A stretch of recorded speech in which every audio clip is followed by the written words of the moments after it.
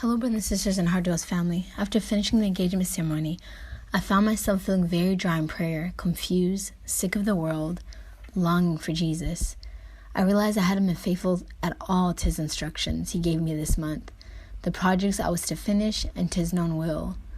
With confusion came laziness and anxiety as to what to do next, and really hearing his voice, or better yet, trust what I was hearing. I felt like a huge failure and so disappointed in myself. I had gotten this rhema, but God does not withdraw his mercy, nor permit even one of his promises to fail. He does not uproot the posterity, which means the future of the chosen, nor destroy the offspring of his friends. Ben Sirah, chapter 47, verse 22. On the back it read, when Solomon failed in serving God at the end of his life, a wonderful promise when you mess up. And I knew I had messed up, leaving the channel without messages for so long, not being available for souls who were hurting or needing my counsel, and not finishing anything the Lord told me to do. I was feeling pretty much like poo, and ashamed of myself, really. I didn't realize condemnation was what was stopping me from hearing the Lord's voice. Furthermore, during the Lord's Supper, my gospel reading was about Matthew 5, verses 17 to 37, where Jesus admonished me for some of my sins of self-righteousness, offense, unforgiveness. I thought, oh boy, Lord, I've really messed up. Help me, please. Then one of the last rhemas I pulled right before sitting down to listen to him said, discipline, do violence to your flesh. All right, Lord, please help me. I came before him. Good morning, Jesus. What's on your heart? Jesus began. Keep your eyes on me, beloved. Yes, on me alone, remember? I could see Jesus smiling sweetly at me with such love and warmth. Lord, I've failed you miserably. My unfaithfulness to you has reached an all-time high. By whose standard? Jesus said. Mine, Lord, or again, it's your standard. There have been many times you have been even worse in your unfaithfulness to love me and to do my will. But my mercy triumphed over judgment, and it will continue to, my little one. All your misery and sin has been tossed in the ocean of my mercy, and all that is available is love, my little one. So much love for you. Thank you, Lord, for your mercy towards me. It's quite amazing how much you believe in me and how you continue to encourage me to keep going when I think you should just get someone else. And as inside of God, I was feeling so inadequate with ministry and the mission for the city of God. I also got the rhema, pride always justifies self-will. I thought, ouch.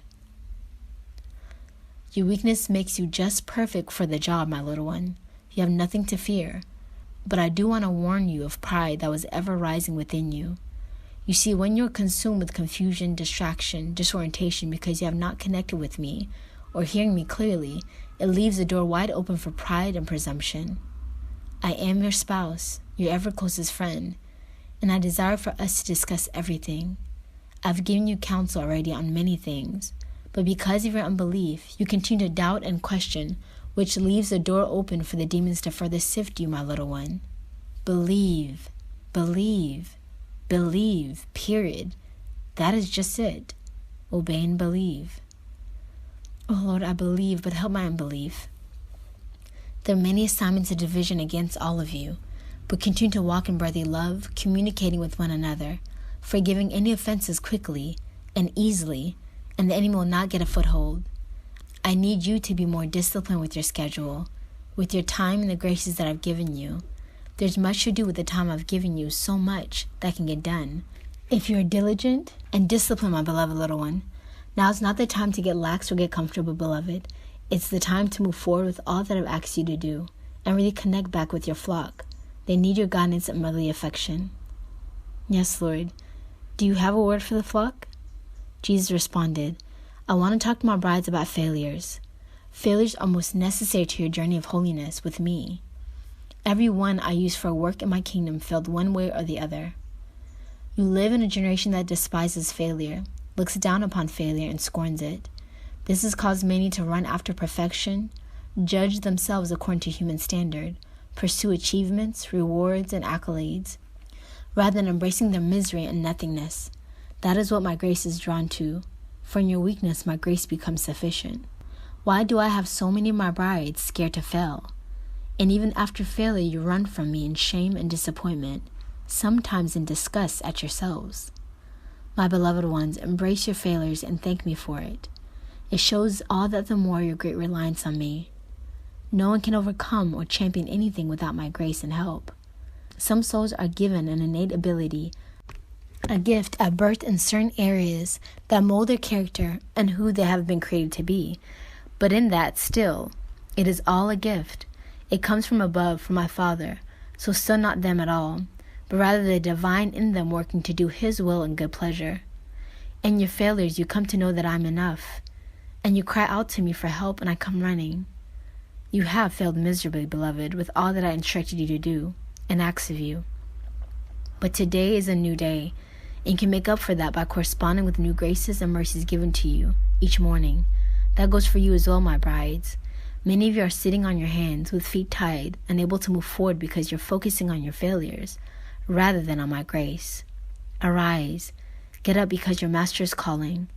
Do not allow your failures to bring shame, and then turn from me when what you need is my embrace, my loving correction, and my merciful gaze to tell you that I believe in you. I trust in you again with my instruction, and that you can do it with me, and in me you can do all things. Sit at my feet for direction and try again. Do not go off on your own, as so many do after a fall, thinking they can make things right on their own, but rather come to me humbly, bending one knee, saying, Father, have mercy on your poor little weakling, and you'll be given the grace to get back up again. Oh Lord, please help me in all things. Help me to be obedient to your instructions. I will, beloved. Do violence to that flesh and respond to me when I call, and you'll be fine. Go now, my little one, be at peace, and strive to do better today. And that was the end of Jesus' merciful message towards us. He is so merciful and so loving. It's quite amazing, truly, how much He does believe in us. But thank you for those who have given to the GoFundMe Phase 1 building campaign for the City of God community. Please, family, remember us and support us. God bless you until the next message.